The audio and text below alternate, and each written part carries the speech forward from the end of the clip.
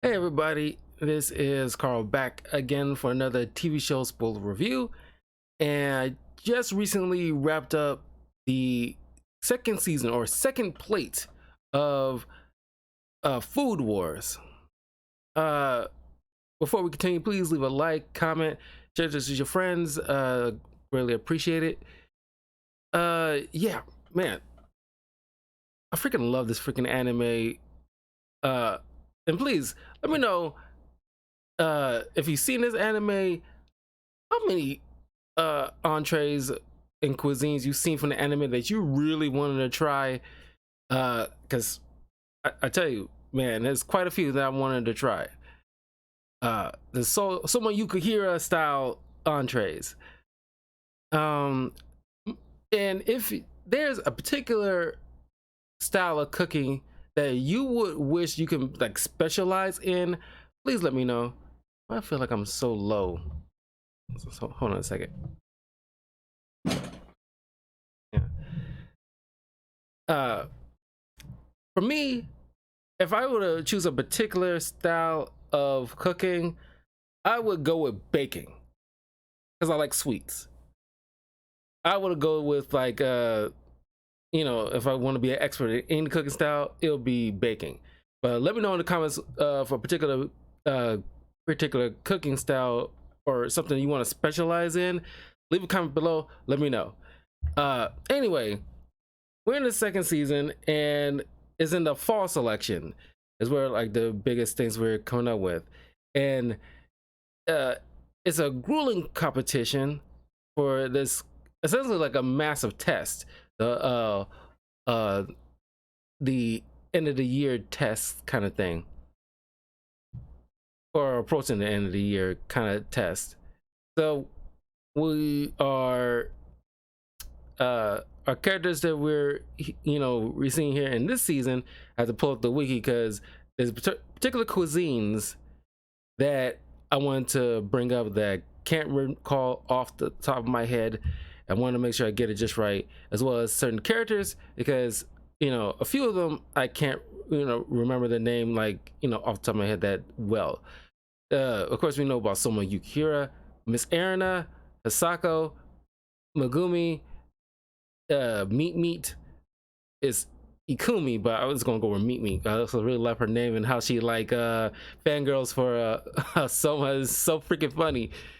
Uh yeah, Takumi, uh Alice, Nakari, Ryu, Akira, Satoshi, Kojiro, uh Hinako, Jojiro, Jin, Sazaiman, uh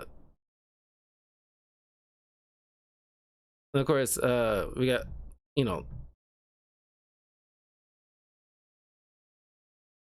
hold on.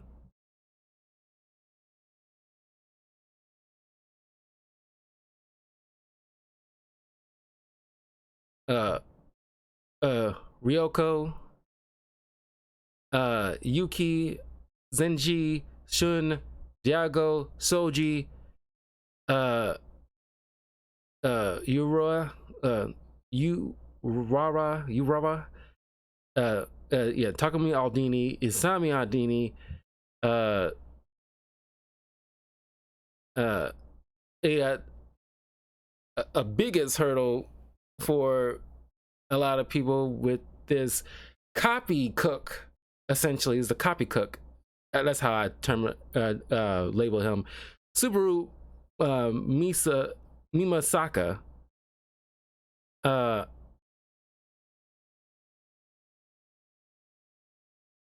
uh, uh, Etsuya Izen. Uh, so I'm missing somebody. June.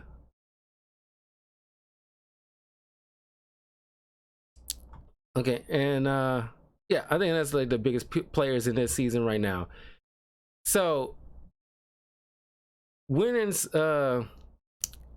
particular selection. Now, The contestants are, building up. It's like the quarterfinals, semifinals, and the finals. So excuse me for a second here. I got to make sure I get this right.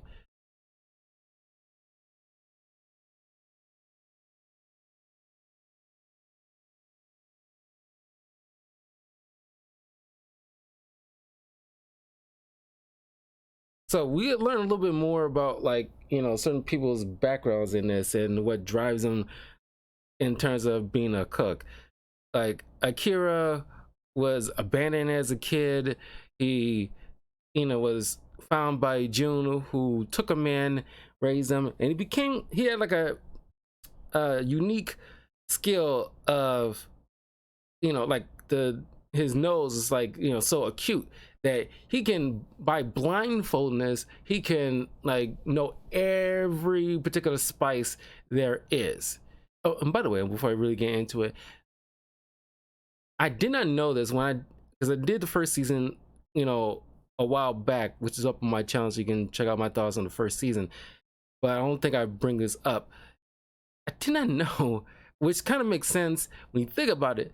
The animator for Food Wars was originally an hentai artist, so that's why this show is borderline porn or corn. I'm sorry. It's just like, straddling the line a bit, where it's like, okay, this is hentai at a certain point, but it's really funny.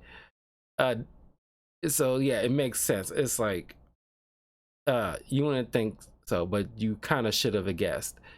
But the way they depict food in this it looks so good and like almost realistic, to the point where you actually see steam rising from the cooked food, which is like, you really don't see all that often in anime that typically depicts food.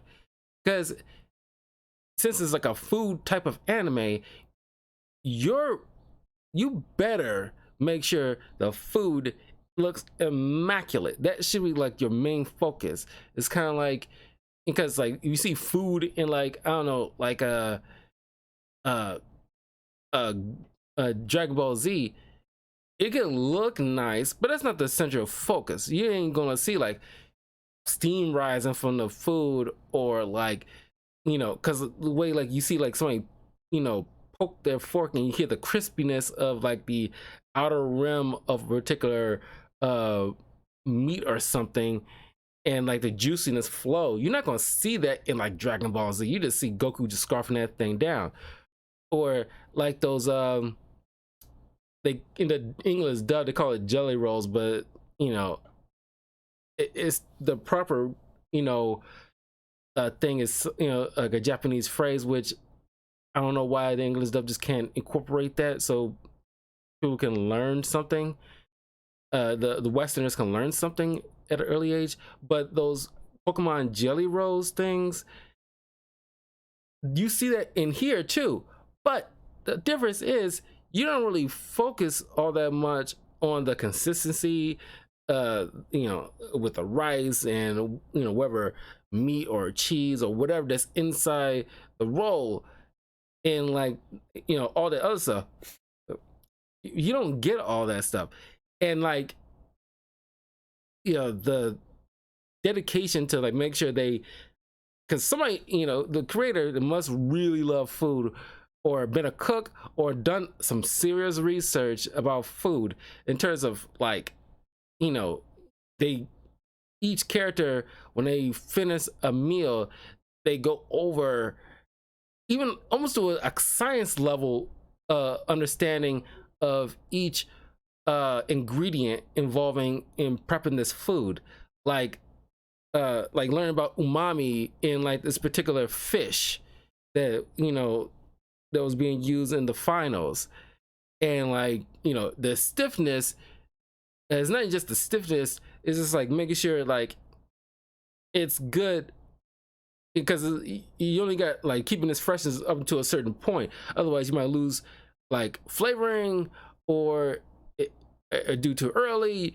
You know, it can be probably too raw or something like that. It's like you gotta get it just right in order to prep it and cook it so so you can get all the flavors that you need from the final meal. And like even by the you see the low yellow lips of the fish, or like how his stomach is or something like that. It just like man, all these facts about food.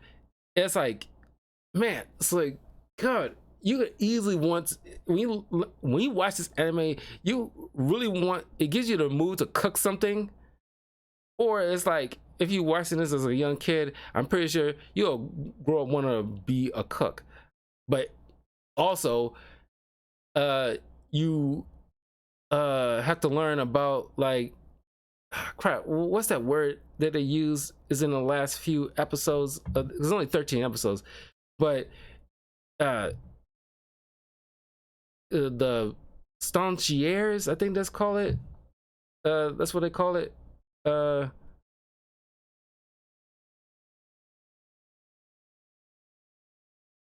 Yeah, the stancier. Where you spend a few days at I don't know if it's random, something that's like a random restaurant where it's either from like just like a like up to from like a local diner, going all the way up to like a high-end restaurant. And it's not just helping out, you actually got to like helping out with like cooking and serving people or cleaning up the place. There's more to it. You actually have to uh offer something to them before you leave in order to help benefit the restaurant in some kind of way. Even Erina Nakari participated in this kind of thing because she's still a student, even though she's got the seat, a high seat of the 10. So it's very cool. And like you get to learn that even someone had to learn something from this, because yes, he's used to running a diner, he's used to the hustle and bustle for lunch rush and everything like that, but he's woefully ill prepared, which is something that he early on in the first season he was scoffing at a lot of these people, but little by little he comes to understand like, wow, I'm woefully ill prepared for this. These guys really putting me through my paces. And the fact that the guy he challenged to the food war in order to keep his friend blocking that Megumi in when she was about to get expelled by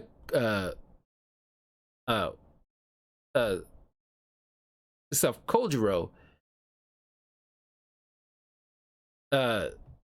who was such a hard ass. He and Hisako ended up together at this, oh no, is just him, because these two were together in like a different time during the Stanciers portion of the what do you call it, the syllabus essentially. So after all that, he ended up at Kojiro's place in Tokyo. That you got like a spot he's building up before like the soft opening, before like the main opening.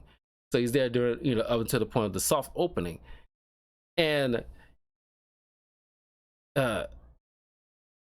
Kojiro got like 3 different staff members, one being like the head chef, which you think like, oh, let's do this kind of like a dick, but as you learn from what's his name, who's got the seat of the 10 as well, that's always naked for some doggone reason, Satoshi, who learns from his father that Soma you know gets put down because people like because people like to boo him, or like these other students like to boo him and say like, oh wow, this transfer is such a like loser, blah blah blah. They just don't understand the fact that if they have to admit that this dude really put in the work and don't keep himself down, then they have to admit they don't have that same drive that he does, and they can't bring themselves to admit that because they can't. Therefore, they mean they don't. They're not a true chef. And when the head chef here at Kojiro's place is grilling uh Soma because like he's not keeping up with them. He's like, which is kind of shocking to Soma because like in the first season when he's trying to keep up with a bunch of people in this big hall where a bunch of like people from like this sports team and like another one like a group of seniors or just family, it's just like learn how to cook on like a timely manner in like a short amount of time and cooking all these different plates. Essentially he managed to pick up keep up in like in a crunch time manner, but here that's not going to cut it, especially in like a high-end setting. Everybody's like going to like got a rhythm going. You can't make any don't try to make too much noise than necessary. We gotta focus, concentrate. And Soma is getting grilled with the fact that he was just barely keeping up, and that's not good enough for Kojiro's place. And Soma took it in stride. It was like handled the criticism in stride. And matter of fact, it was like, yeah, he's right. I gotta be better, because what I was doing before won't cut it, anymore. So he ends up, just like, because he got a little room in the restaurant where he can rest and take a shower and everything like that at Kojiro's place in the meantime. And so he probably got a little sleep, but he got up super early to clean up all the kitchenware, get them ready on the table, and take all the necessary ingredients, prep them, peel them, and everything like that. And everybody's walking in astonished how everything is spotless. All the ingredients is prepped and ready for the day's workload. And he's like, no, I'm ready to be better. He's asking questions, to make sure like ask questions. So like what I do not know, I want to know how to make sure I get it just right. This what makes this character so intriguing and like up to par in terms of he quickly became one of my favorite anime characters because it's like that drive and zeal. You see something like that in like like somebody like Goku or Ash Ketchum, where it's like even when he fails he gets back up and wants to do better, and not just like just working and like, because Goku will just keep training and training and training, and sure he gets better teachers and everything like that, but you don't see Goku like like asking questions or anything like that. It's just like, no, like this person's my teacher. I'm a little confused on a certain part. How do I prep this? What's the texture here? How to cut this properly in order to get a certain section right, or I gotta chop it up into like little cube things. What's the right level of cutting? You see him getting like one of the knives and like practicing the cutting stroke. It's really inspiring to see that level of dedication, because he wants to be the best cook possible. He wants that seat on the tent. Matter of fact, he wants the #1 seat. And in order to do that, he has to be better. Always try to be better. So it's very intriguing, and like you learn something from this. You learn about things like Stonchiers and like all these different cuisine names and French names and like different food styles and ingredients that come from particular regions of the world that you can blend together with other cultural foods. So it's or at least do certain twists on certain foods. Like I'm pretty sure it was Sasako who did like a twist on the hamburger, where it seems like almost like a falafel or a gyro or a euro if you're nasty, and make it like a particular hamburger. So it's really cool. So now I just already spoke on like the end of the whole entire season, but let me speak on like the actual uh quarterfinals to the finals era.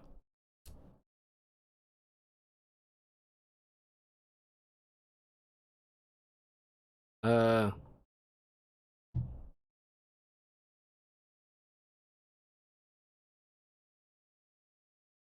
yeah. uh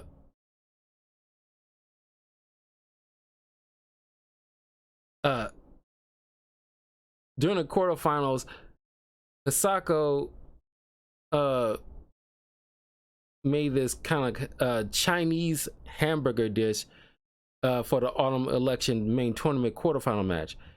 Uh,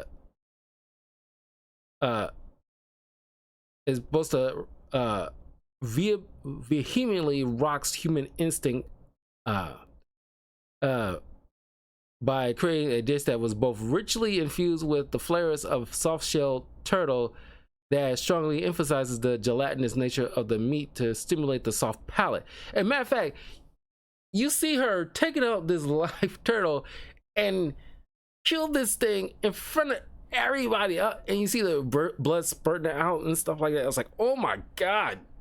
And it's like I completely forgot about this. And it's like he drains the blood and actually prep this turtle meat. I was like, god. It's like, that a lot of our food comes from animals, but we like to block the image of our mind that these animals have to be killed in order to turn to food as the realization. But it's just like something that we choose not to focus on when eating our food. And of course, there's few people who want to be vegans to not eat the lives of animals and blah blah blah. I'm sorry, like I respect that, but humans are carnivores. We can be herbivores too, but it's like we need our protein. uh the patty was made with the boiled meat and innards of a freshly slaughtered soft-shelled turtle mixed with the turtle's blood, ground pork, and the turtle shell powder, and was wrapped in pork crepini and pan fried. The patty was also smothered with a sauce made from the thickened turtle dashi. Uh, she Sisi Chandra fruit. Pardon me for mispronouncing a lot of these names because it's like very tough for some of these things. Kinshinashi, or Kinshisai ginger and Soxine wine. The patty and sauce were served on a buttered steamed bun topped with Korean lettuce and shredded ginger.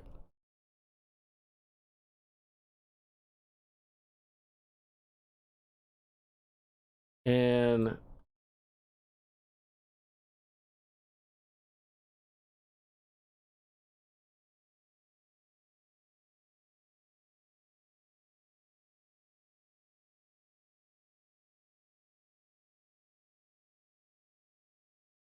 what was she went up with again?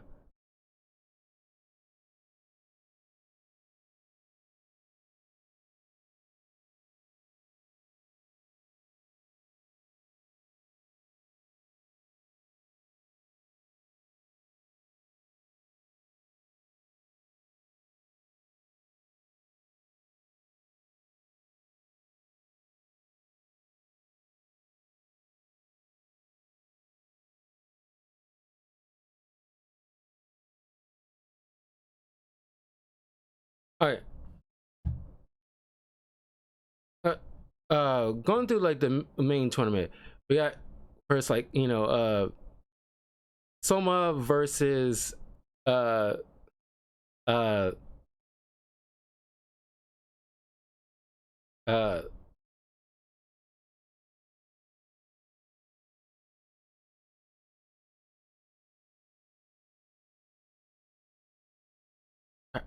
Alice Nakari.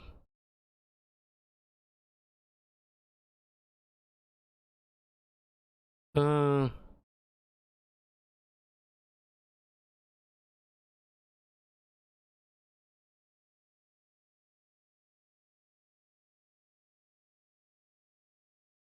oh come on.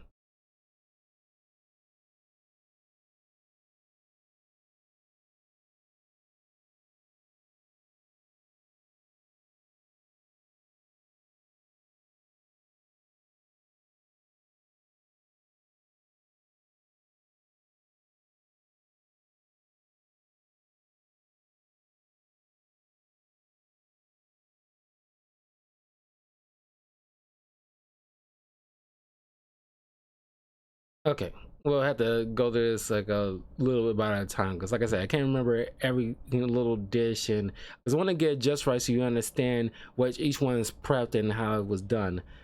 Uh,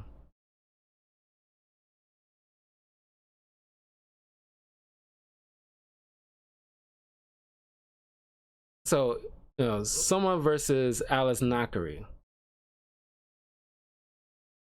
and Alice.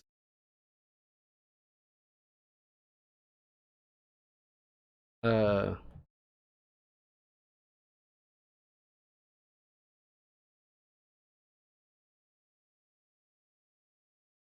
she made the theme was bento boxes. So her tamari bento uh is a colorful arrangement of tamari sushi that is meant to be eaten in a specific order. Each successful sushi is more delicious than the last. For the top roll is similar to a seafood course of abalone, sea urchin roll, salmon roll, then slices of cured bonito. For the middle row, it's a salad with vegetables that has been cut paper thin. They have been topped with legumes, and the rice was infused with tomato juice extract with a centrifuge. For example, pumpkin with vegetable sprouts, beetroot with edamame, nazawa, nazawa, nazawana, and zucchini with corn. For the bottom row, that represents the main course, with the first three are cured beef fillet topped with wasabi, but for the last sushi, it is a sea bream chasuke, sea bream on a lotus flower with coagulated dashi and a tea topped with kinomi leaf.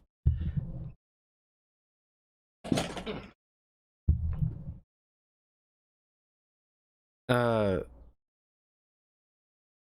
Thanks to liquid nitrogen, the bento is presented with a certain feeling of mystery before unveiling, as well as maintaining the sushi's cold temperature for their final appearance. It's exactly like an edible jewelry box, essentially.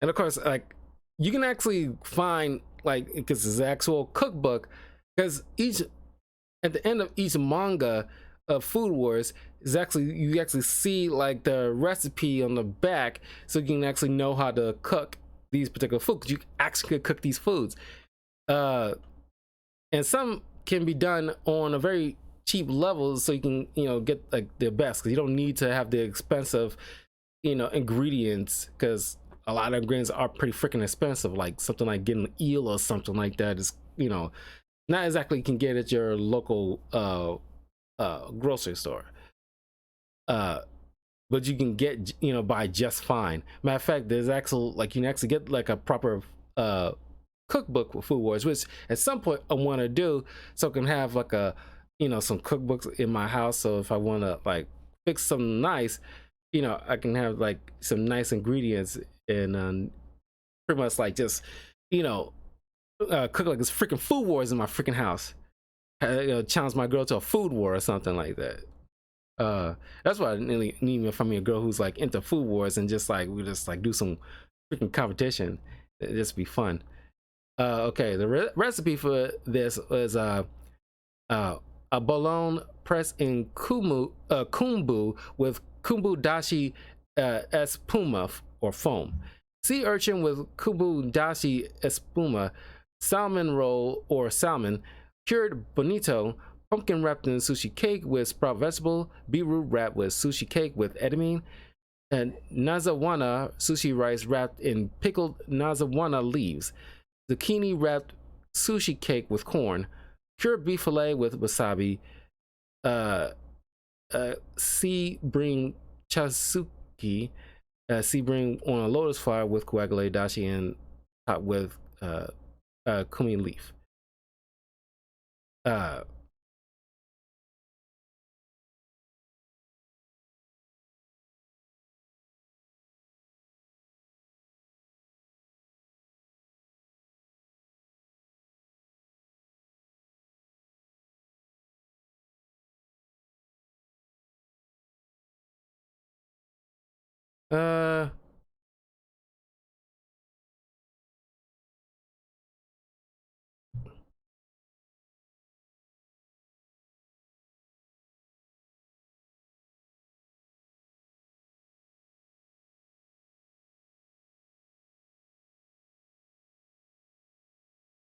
Uh, yeah, she went with someone, of course, lost to someone.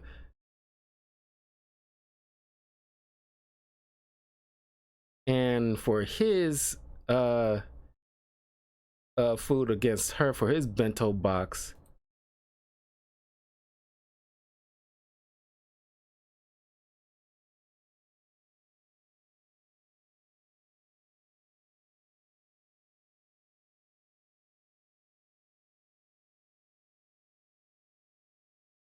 evolved nori bento. Uh, uh, his upgraded version of nori bento is a portable meal that you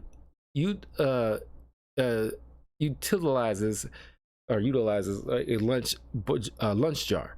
The first box contained 3 side dishes: iso beiji, fried cod, and dried tuna. The second box is a bacon and onion miso soup. The true star of this portable bento is the nori bento portion, utilizing a Yukihira original craft nori flavored bomb drops, small drops that explode like roe, releasing a wave of nori flavor in every bite. Someone used a simple molecular gastronomy technique that to craft this one-of-a-kind bento. Each successful portion stirs up memories of one's childhood days.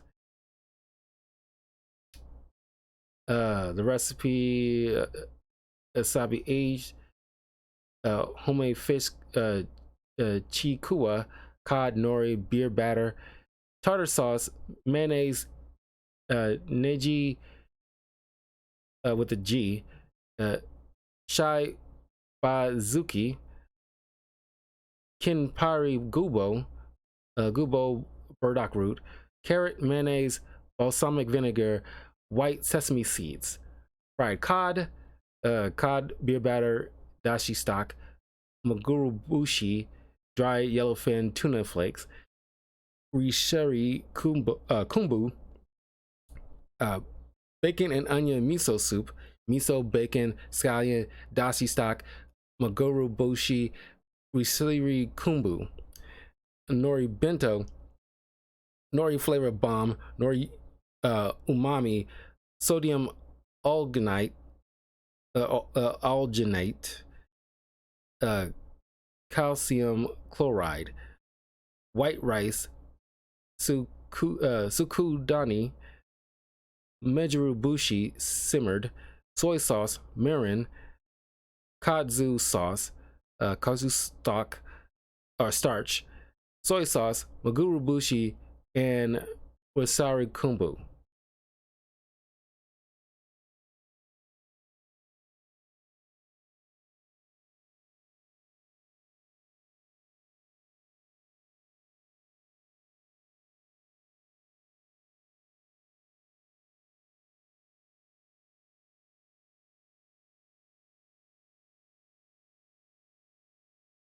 So uh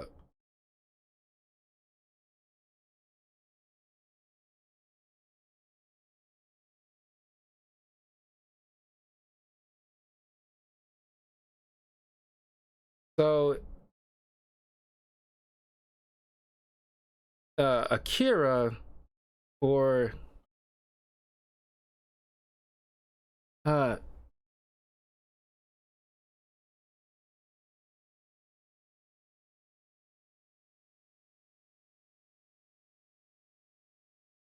his whole thing is like, this type was the curry.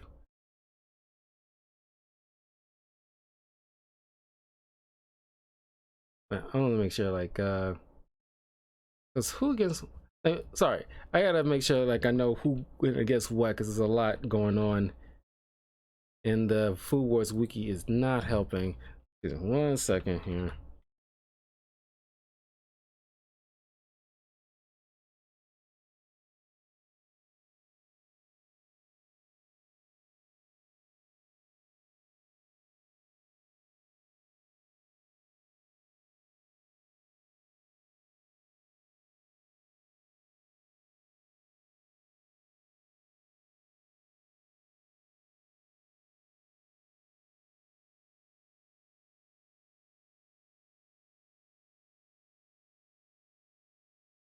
Okay.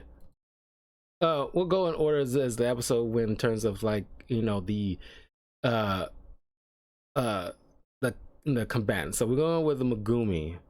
So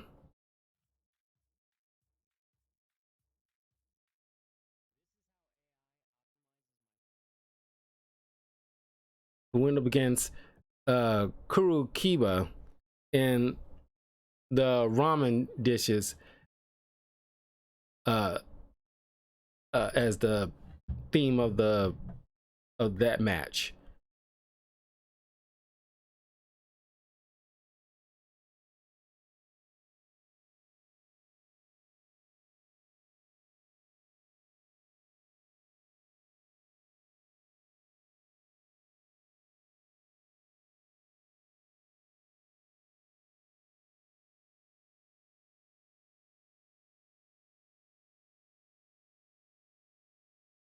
Um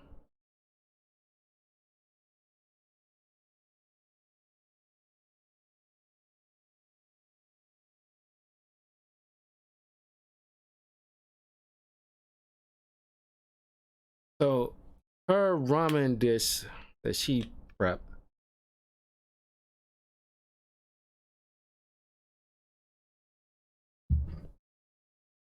uh Kuzuyu chicken soy sauce ramen. Gumi created this dish to counter Ryu Kurokiba's ramen dish, as she figured that he would make a strong tasting ramen. Though it appears to lack the same impact of Ryo's ramen, under its beauty lies an incredibly strong flavor created from the uses of kuzuyu. Using dried vegetables, the soup is further enhanced, creating an elegant but strong dish. Finally, a Paitan soup was made to create a whole new flavor that allows her to fight toe to toe with the Mad Dog. Oh yeah, it was one against uh uh uh uh Ryu. And I love, like, I almost forgot about, like, the internal battles when it comes to, like, how they went up against each other in terms of their strength of their cooking. And uh Megami, that's how you pronounce it, Megami and Ryu, their class looked like just freaking JoJo's Bizarre Adventure. So y'all just pretty much eating off of other animes. It was kind of fun, because then you see, like, later on, Ryu because obviously Ryu beat Megami, unfortunately. But Ryu went against Akira later on, and their battle is pretty much like Yu-Gi-Oh! In their internal struggle in their mindscape. It's very funny. But anyway, the recipe for Megami's stuff was noodles, paitan soup, azu chicken bones, dried scallops, dried vegetables, shiitake mushrooms, burdock root, green bean, carrot, cloud ear mushroom, dried wheat gluten bread, azu chicken stock, soy sauce kashi, light soy sauce, white soy sauce, wheat, azu chicken paste, azu chicken scraps, seasonings, shiraga neji, seashell leaves, and dried plums. Because Megami's skills is like cooking style is hospitality, with like vegetables and seafood. It's almost like, you know, she's such a sweet girl, and you can just tell it's like mom's cooking kind of thing with her, where it's very nurturing and it's like good to the soul kind of thing. So she excels in that kind of thing.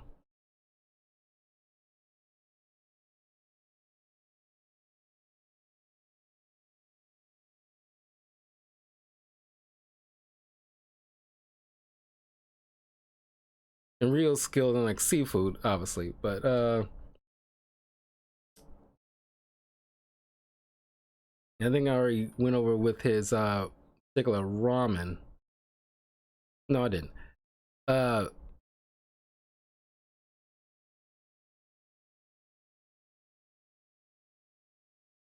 uh Ryu's seafood ramen dish combines French cuisine soup de poisson with ramen to create a fusion dish that is both hearty and full of impact. The toppings include 3 types of cheese, roulade, tenkasa, and rusk that was covered with unshared butter, combined with a generous coating of crushed dried crustacean shells, which include lobster and shrimps to the toppings. Broth and noodles, the dish's rich flavor is like an all-out brawl to the death for those who eat it, and can even cause the Grandpa Knockery to strip without a single movement. Of course, there was a moment where he's walking away that Megami's stuff like left him like without underwear, so nobody noticed, but she just like a subtle, like, you know, impact on him, which shocked him how well she cooked. Anyway, of course, you got dried shellfish powder, lobster shells, northern shrimp shells, lobster slash northern shrimp umami, glycine, algine, proline, the broth, dashi, and soup stock mixture, pre-boiled fish leftovers, heads, bones, innards, scorpion fish, conger eel, flounder, sea robin, shrimp miso, wide noodles, elliptical shape 3 millimeters times 1 millimeter, toppings, finely chopped 3 types of cheeses, rolle, aioli sauce, garlic, egg yolks, chili peppers, croutons, tenkatsu, tempura batter pits, otherwise, slow toasted French rusk, and unshared butter. And like I said, when you look at this anime and how, because unless you get the colored manga books, the black and white don't do it justice, in my opinion. Because you can look up the images. I haven't read the manga, but the black and white images that you look up don't do the food justice. Because you know, you see like in animation, or at the very least the colored anime books, you don't get the, you know, real understanding of how this food looks, because they look immaculate. And the anime is doing an impressive job of making each cuisine look so textured, and like the smoke rising in the particular soup, or the design of a cake or something like that. It just doesn't do it justice in the black and white manga as anything else does. Okay. And of course, like, but Megumin lost to this guy. He's very aggressive with his kind of cooking. It's like at one point you see him using like, you know, like guts from Berserk, you know, sword in his mind state to like he's willing to like just like a giant freaking hunk of metal claymore in order to really pound the senses. Phrasing. Then this is like the little like boss here, essentially, in terms of like there's no like bad guy, but it's kind of like a a-hole person that at first that people are dealing with, at least Takumi Aldini is gonna be dealing with, Mimasaka, who's pretty much like a copy cook that, you know, you learn a bit of his backstory later, but essentially he learned to cook like other people's recipes, but eventually he learned like in order to go beyond them, he does these subtle tweaks to improve upon what they cook. And he does like like the anti-duels in Yu-Gi-Oh! He does anti-cooking where he bets on the opponent's particular like tool that they use for cooking in their prep, and some of their cooking utensils are given to them by family members or, you know, people that like believe in their like what they do. And it's like heartbreaking because now they got like, oh, he won it because he wins like 99 food wars matches, and each of those he took, you know, a cooking utensil in the bet.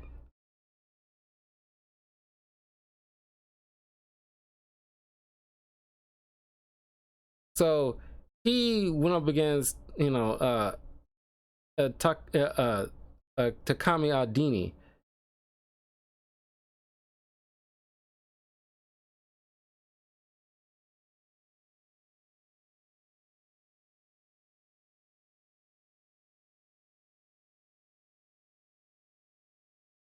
So the problem is, you know, because he learned from his backstory, he had like I guess, you know, not really a supportive father that turned his back on him because, you know, he lacks like a chef's cooking spirit, like the other classmates have, that they can specialize in a particular dish. So he is but he learned his own niche by just copying to the point where it's like he embodies the person. He does some detective work, learning every little thing about the person in order to be able to be them. It kind of reminds me of the copycat duelist in Yu-Gi-Oh! GX, where he like takes on the impersonation through and through of a person he's, you know, copying along with their deck. The problem is, unlike Mimasaka,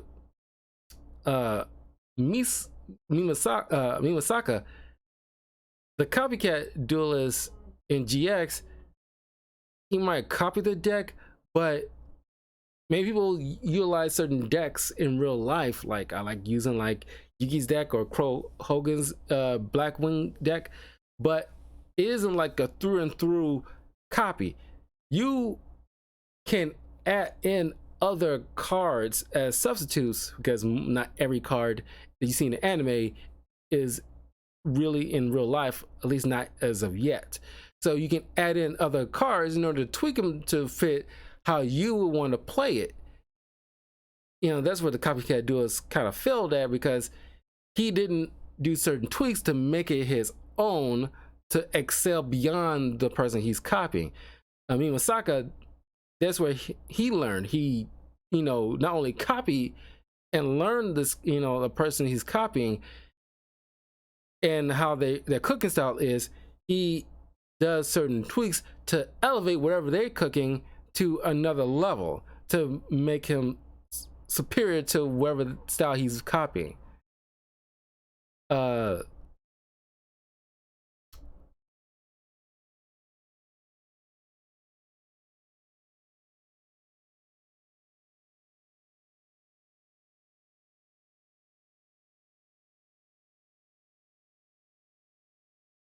So him and Aldini, their theme was semi Fredo. It's pretty much like just the dessert type.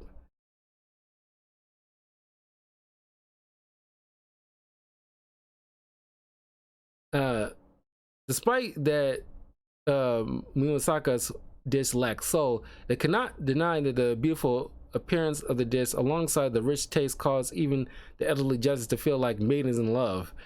It went toe to toe with Takami's lemon curd Italiano semi-Fredo.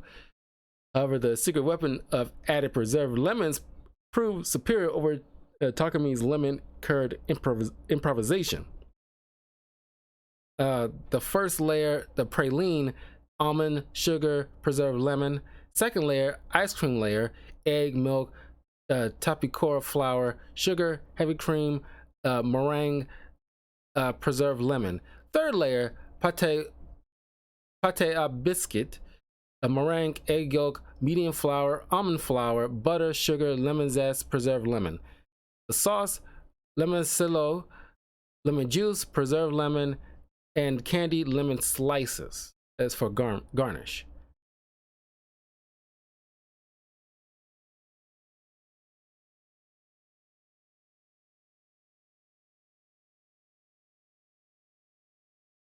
Okay, and the lemon curd Italiano semi-Fredo,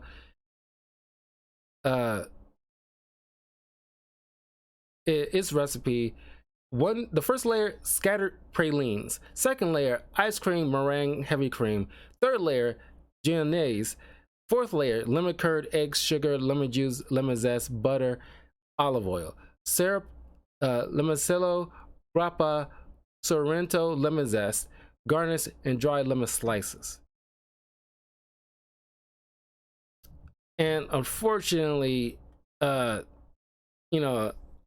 Aldini bet his Mezzaluna, which he ended up losing. But thanks to Summer, he ended up getting it back. And of course, the Mezzaluna is pretty much like a sea salt type of blade where it's like helps you slice up. It's an Italian type of kitchenware. It's kind of like a big smile with handles on the end, and you just like do this to slice up, certain dishes or certain ingredients.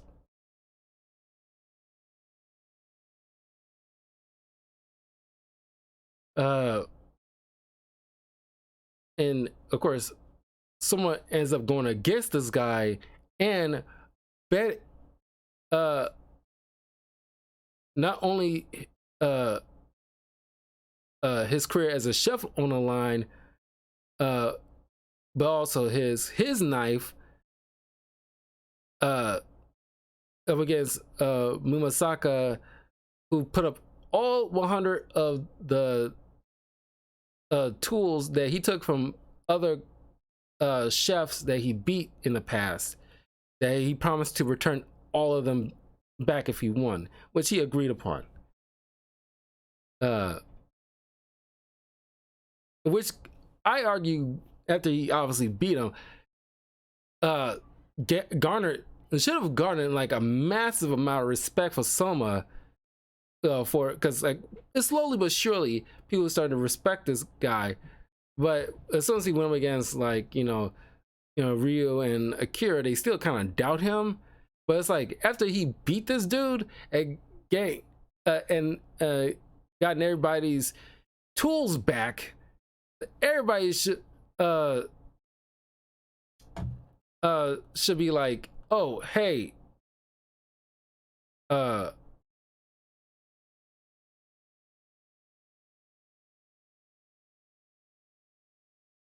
uh hey, this is like, this dude's pretty nice.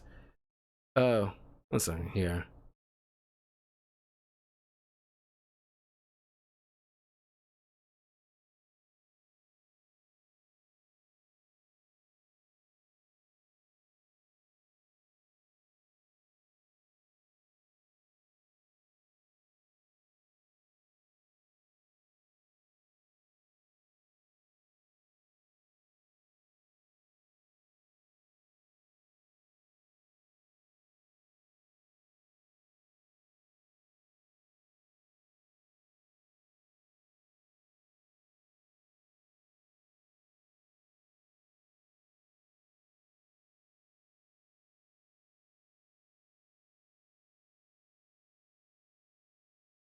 Uh, yeah. So one second here.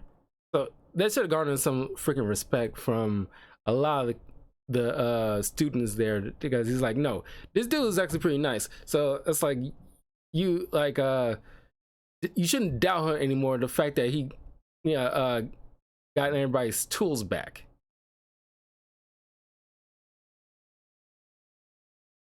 Um,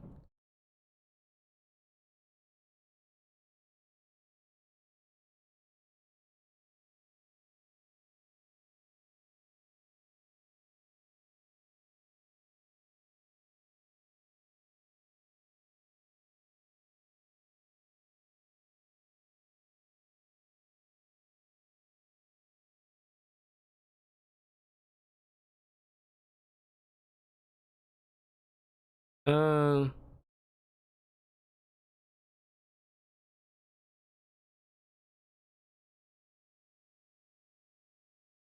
so during the semifinals, uh, the theme for that is beef stew.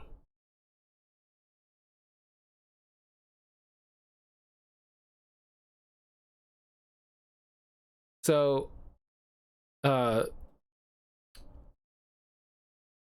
uh Subaru had beef stew with bacon garnish.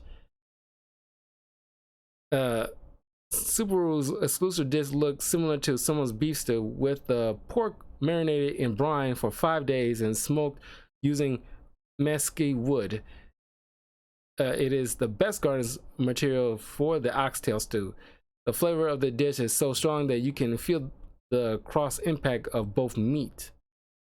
So the recipe: the oxtail, salt, pepper, garnish, bacon, brine, salt, sage, nutmeg, bay leaf, brown cane sugar, smoking chips, muscat wood, mushrooms sauteed, pearl onions glazed, demi-glaze sauce homemade, white miso paste. There's some real facts here. Hold on. A stew is it is a combination of solid food ingredients that have been cooked in liquid and served in a uh, uh, resultant gravy. Ingredients in a stew can include any combination of vegetables such as carrots, potatoes, beans, peppers, and tomatoes. Meat, especially tougher meats suitable for slow cooking, such as beef, poultry, sausages, and seafood, are also used. While water can be used in the stew cooking liquid, wine, stock, and beer are also common. Seasoning, seasoning, and flavorings may also be added. Stews are typically cooked as a relatively low temperature, simmered, not broiled, allowing flavors to mingle. Bacon is a type of salt your pork. But I was like, oh, okay, you don't really need all this stuff. But some has own stew thing going on.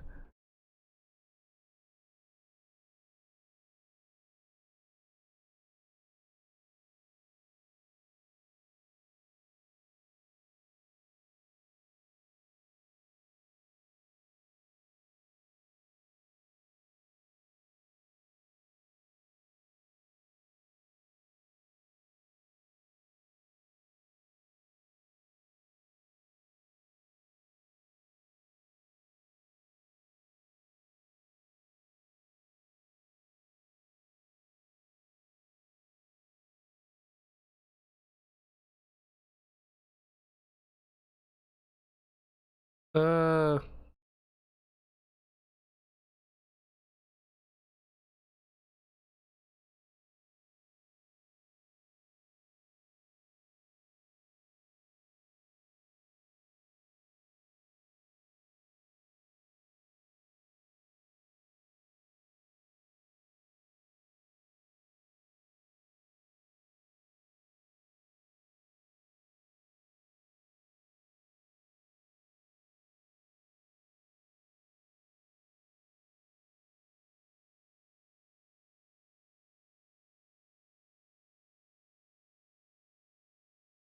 all right. Someone's beef stew. Uh,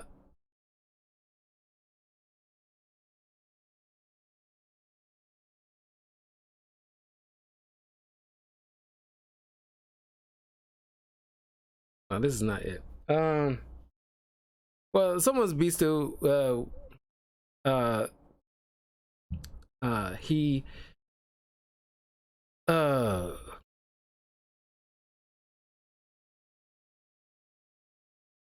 uh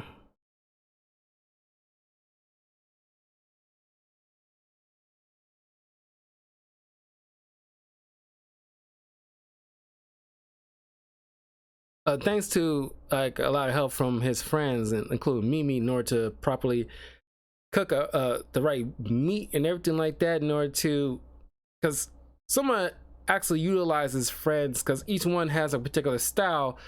Like meat is an expert on meat preparations and how the temperature and every little thing that needs to make sure each meat in a particular food is prepared just right, cut just right, savor or like preserved just right. Every little thing that is required.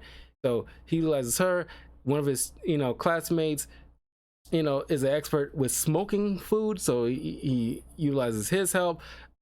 So on, so on, so on, in order to actually beat this copy cook. And he doesn't even care if this guy, figures out. He actually goes up to this dude like, "Hey, can you taste this and see what you think?" Because he doesn't care. Because like he was being interviewed by this kid about like, why would you go to him? He's your opponent. And it's like, well, he's gonna like look me up anyway. I might as well just be upfront about it. So it's like whatever. But you know, he doesn't do his little twist until the actual moment of the final, so he doesn't like can't copy exactly every doggone thing. He just knows enough. So I don't show my surprise during before the test, so you can't just automatically know that. Uh,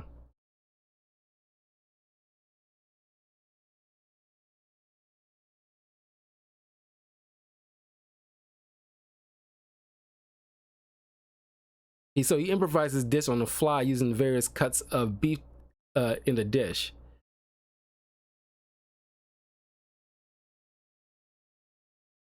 Someone astounds the judges with his dish using his him using his various meats for his garniture. He reveals that the dish is created from everything he had learned so far, and and unanimously wins.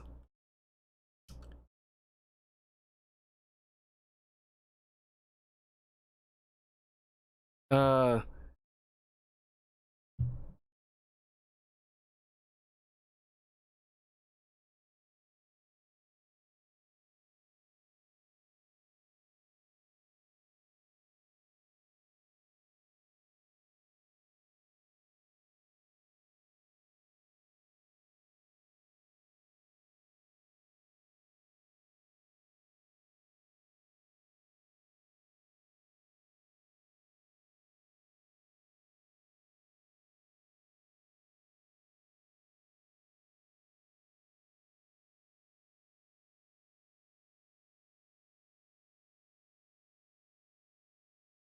Next is Akira versus Ryu. Uh,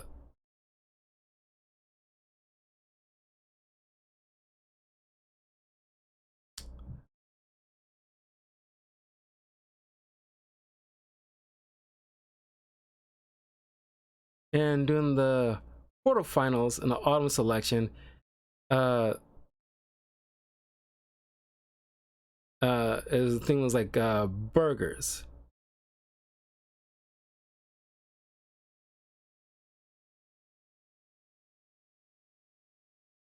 He went up against Asako, and already went over her burger thing. His is kofta kebab burger. Uh,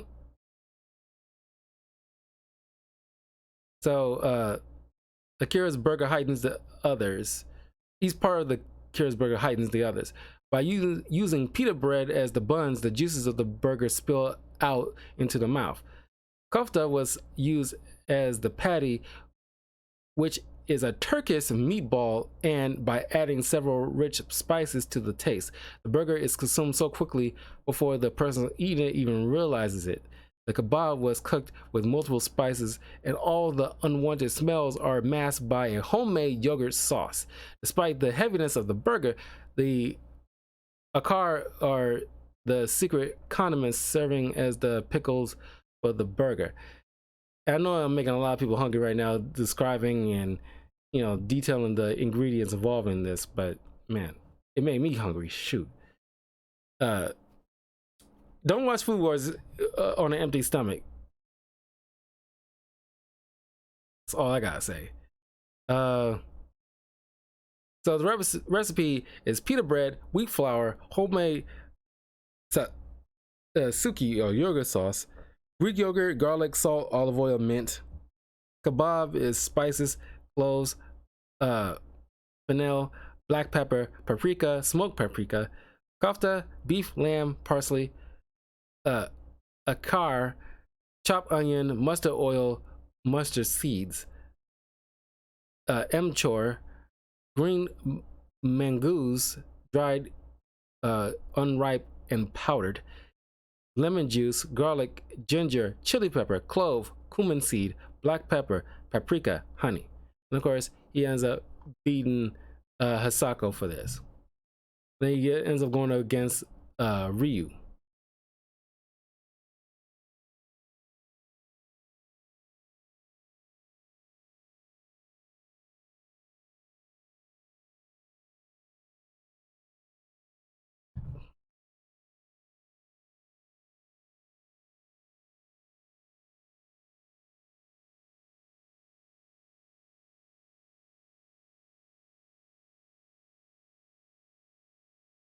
All right, and the theme in this match is duck.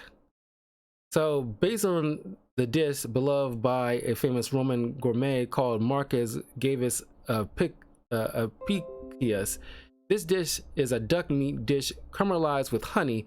To highlight its power, Akira pulled out all the stops as he loaded this dish with dozens of different spices that made the judges melt just from the aroma alone.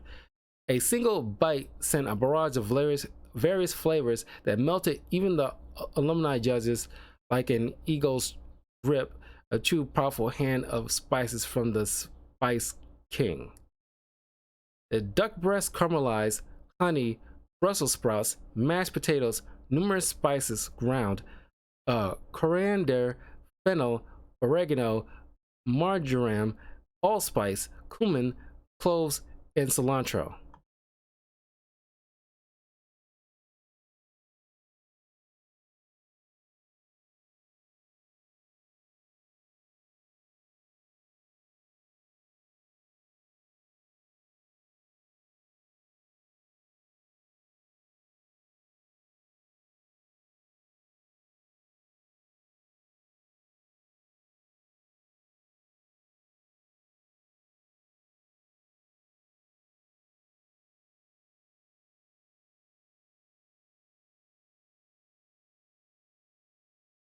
So Rio went with eel matalote, a French recipe adaptation by Rio using eel. The eel is simmered in red wine while fried with an eel crepine fat netting. Inside the eel is an explosive yet bizarre combination with the sourness of dried Japanese plums, combined together with its garnitures of textureful mashed potatoes and the fluffy brioche. This dish can make anyone who eats it abandon all restraint and surrender to their most base desires to simply gorge it all down like a wild animal. The recipe is simmered eel, marinade, red wine, cinnamon, red wine, bouquet garni, dried Japanese plums, water, eel crepine, parsley, homemade brioche tarte, brioche head, egg butter flour, mashed potatoes, eel sauce, and concentrated eel fond. And there's 5 judges, 2 of which went with Rio, 2 went with Akira, but the last judge couldn't make a decision. He said they tied, which astonishes everybody, because it's like this is the first time we actually had like a stalemate on this, because it's so they put all the stops in their dishes to the point where it's like one of the judges couldn't make a decision, because it's like both of these are too good. I can't say one is better than the other distinctively. There's, it's a complete stalemate in terms of quality and flavors and presentation and all this other stuff. I couldn't make a decision, and nobody lacked anywhere. And so the judges, including like the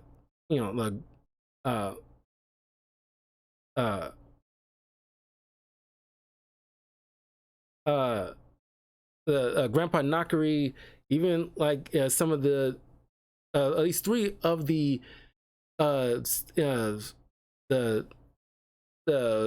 people who had to see at the 10 all had to talk amongst each other. I was like, because it's like a real freaking match. It's like, it's really dope. It's like they all had to come together, like, okay, we're reaching an impasse here. What we gotta do? Because they all did what they were asked to do. So Grandpa Nakari pretty much like, okay, we're gonna have a 3-way match between Akira, Ryu, and Soma during the finals. And the theme of it is what's that fish called?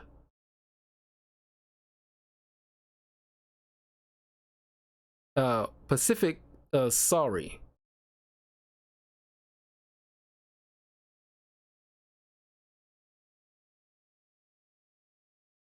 Mackerel pike fish, essentially.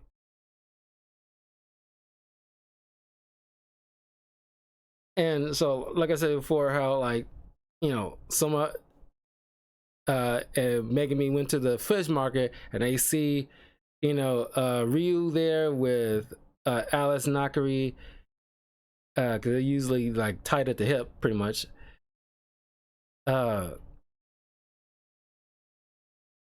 And of course, later on, they find out that Akira's already been there. Each one had their own distinct way of figuring out how to get like the best fish. And of course, Akira knows by nose, and Ryo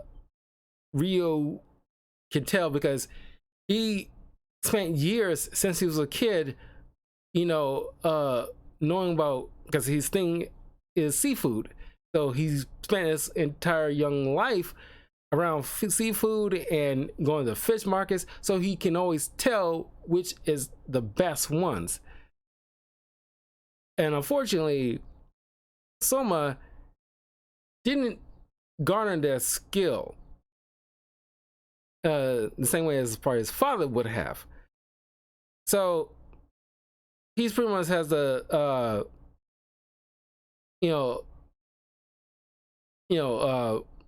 learn in a different way in order to figure out the best possible fish he can get, and utilize to overcome the other 2 guys' experience.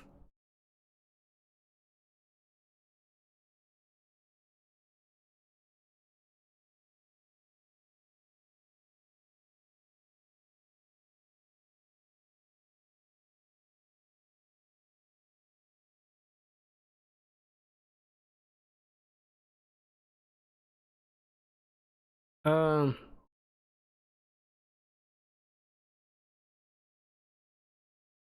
sorry, I got the window cracked open a little bit because it's actually nice out and it's kind of warm in the house.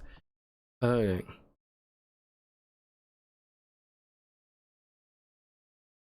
Okay. So Rio made an Autumn Pacific Sorry Cartosio or Cartio. Uh, sorry, like some of these like particular names, especially Italian names, is and French names are a little difficult to pronounce, but I'm trying my best here. Um,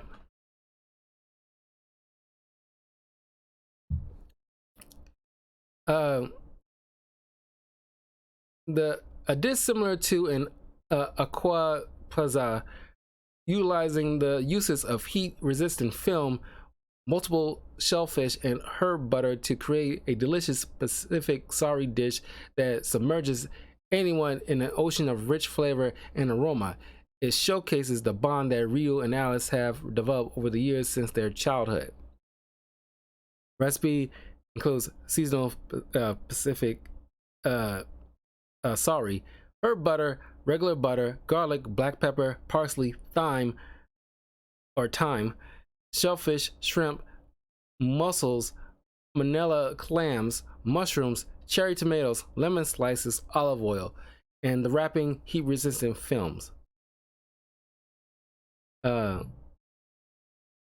Instructions making the herb butter: warm the butter to room temperature, mix in the garlic, black pepper, parsley, and thyme, wrapped in plastic wrap, and set in the freezer to chill. Making the cartio: cut the cherry tomatoes in half and slice the mushrooms. Make a slit along the back of the shrimp and devine them. Sprinkle the sprinkle the pike fillets with salt and let sit for 10 minutes.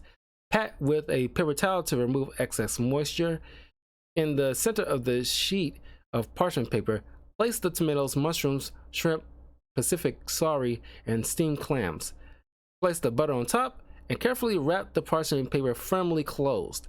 Bake in the oven for 400 degrees Fahrenheit or 205 degrees Celsius for 20 minutes. Remove from the oven, open the wrap, and place the lemon slices and serve.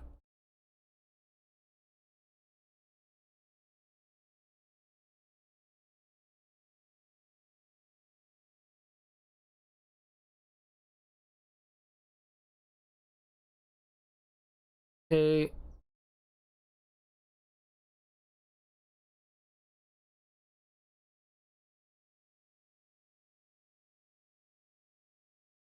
For Akira's, sorry, uh, it's scorched Pacific sorry carpaccio. I think I got that right this time. Although originally an hors d'oeuvres dish, Akira used a handheld blowtorch to unleash the aroma of kashi used to coat the Pacific sorry. Also, because of the kashi, it can make it easier to be properly charred. Although he is known for his mastery of blending spices, Akira solely used allspice, creating not an hors d'oeuvre, but a full course meal.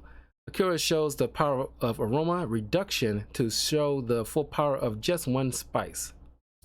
The recipe: scorched Pacific sorry, allspice, kashi, soy sauce, mirin, sake, sugar, dashi, garden radish slices, baby spinach. The sauce: Pacific sorry dressing, extra virgin olive oil, wine vinegar, Pacific sorry innards, specific sorry fat. And finally, for soma, uh,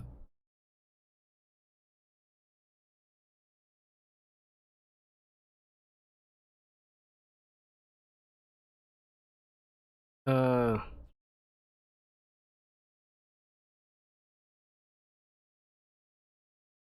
is Oye style Pacific sorry Takami Gohan.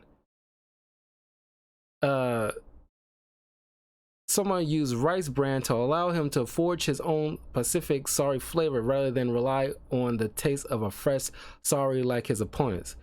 Combined with the special dashi using soy milk, Soma created an Oye-style dish that went toe-to-toe with Akira Hayama's and Ryu dishes. His ingredients is salted rice bran Pacific Sari, rice, crunchy pickled plum, mushroom, soy milk, Parmesan cheese, and miso. And of course, Akira actually beat them, so he won the false test. And one of the lessons that the justice was expressing to Soma is that, unlike the other two, he doesn't have his own unique style of cooking. Not his father's, his own, that makes his own. And that's what he ends up learning from Chef Kojiro at the end of his stanciers of how to make a particular dish. Now, Chef Kojiro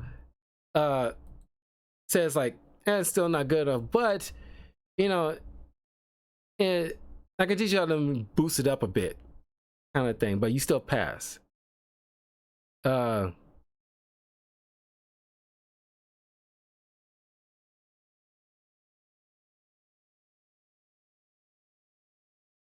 second here.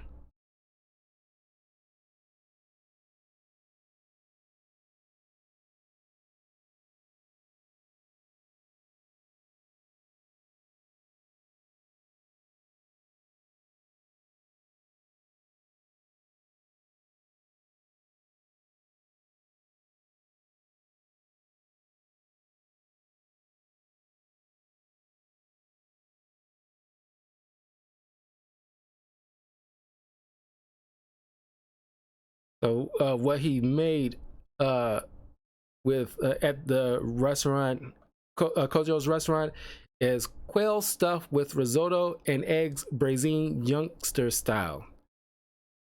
French twist on a traditional Japanese dish, the oyakodon. Normally, the main ingredients in the oyakodon are chicken, eggs, rice, onions, and Madeira sauce. Someone decided to take the concept of the dish and recreate it using French cooking methods. The whole quail was pan-fried, then roasted in the oven that was stuffed with a milky risotto with chicken and fried onions. The onions were also sweated to deepen the body, but of course the risotto would normally leak out, but it was wrapped in cabbage.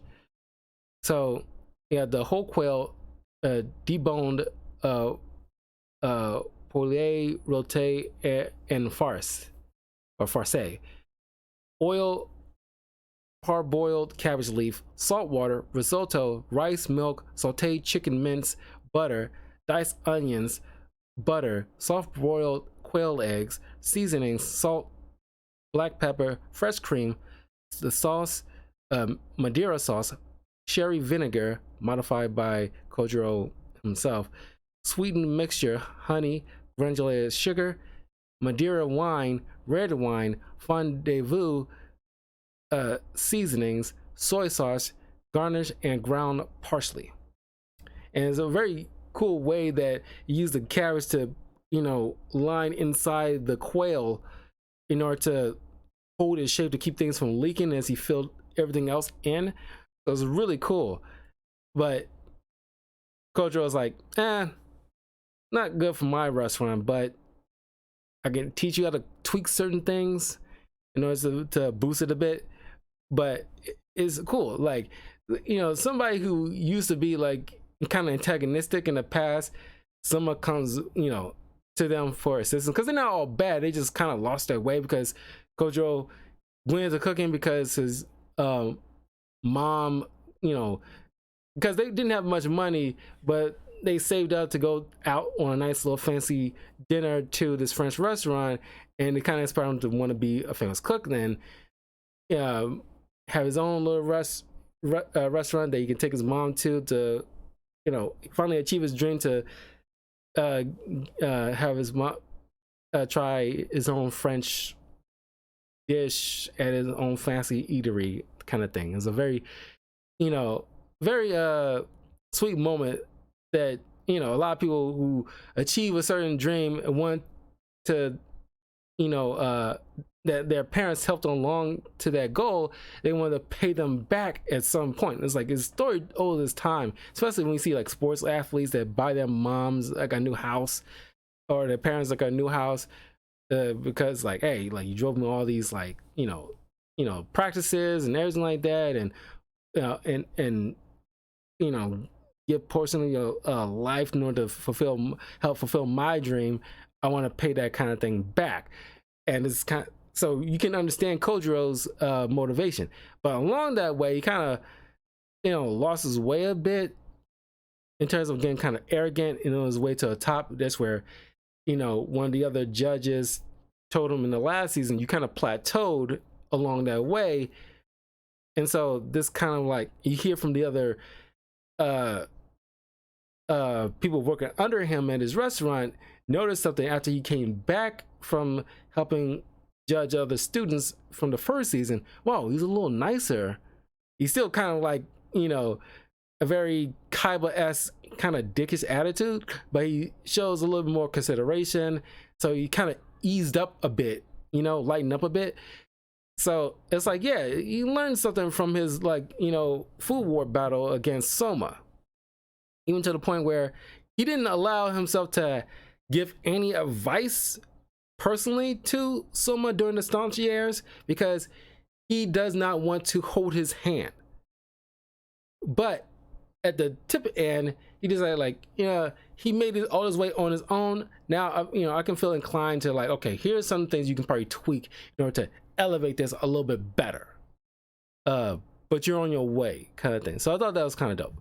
So that is pretty much, you know, second season or second plate of Food Wars. Pretty soon I will begin, you know, start getting into season 3, binge watching season 3, and whenever I'm done, I'll give my review on that. But leave a comment below. Let me know what you think of the second season of Food Wars. Which of the meals that you saw in the second season that you really wanted to try, which you really wanted to make, because I really want to try that dessert that the Takumi and Misuma prepared, because I like dessert. I really want to try that. But anyway, I will see you guys later on as I get back to FF7 Rebirth. Leave a comment below, leave a like, follow me in the links in the description below, my Twitch, YouTube channel, and I'll see you all soon. Peace.